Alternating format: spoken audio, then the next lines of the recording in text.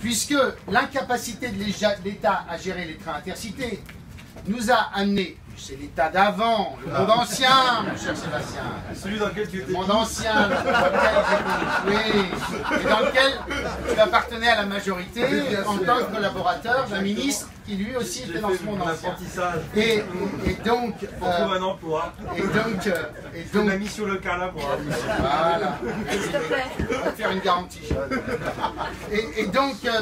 Et donc on a, sur ce sujet-là, décidé de prendre nos responsabilités pour sortir du calvaire que vivent l'ensemble des Normands, que ce soit sur la ligne Paris-Caen-Cherbourg ou sur la ligne Paris-Rouen-Le Havre.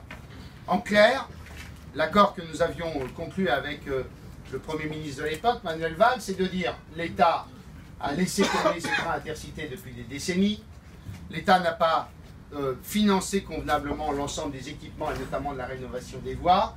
Eh bien, ce que je vous propose, c'est qu'il y ait un accord entre la région et l'État. On reprend la compétence sur les trains intercités, donc nous gérerons la totalité des mobilités à partir du 1er janvier 2020. Et en contrepartie, l'État nous fait un chèque pour solde de tout compte. Nous sommes donc partis dans un grand projet qui est un projet lourd, qui est un projet sur lequel nous espérons être au rendez-vous au cours de l'année 2020, dont je rappelle les termes.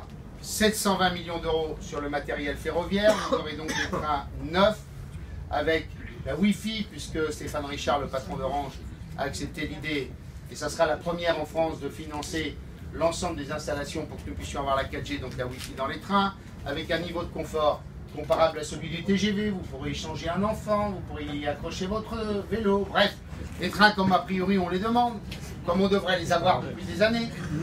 Deuxièmement, 500 millions d'euros sur les voies. Je rappelle que ce qui va se faire sur la Normandie sur les voies, c'est 2 tiers du programme d'investissement de l'État sur l'ensemble du réseau ferroviaire.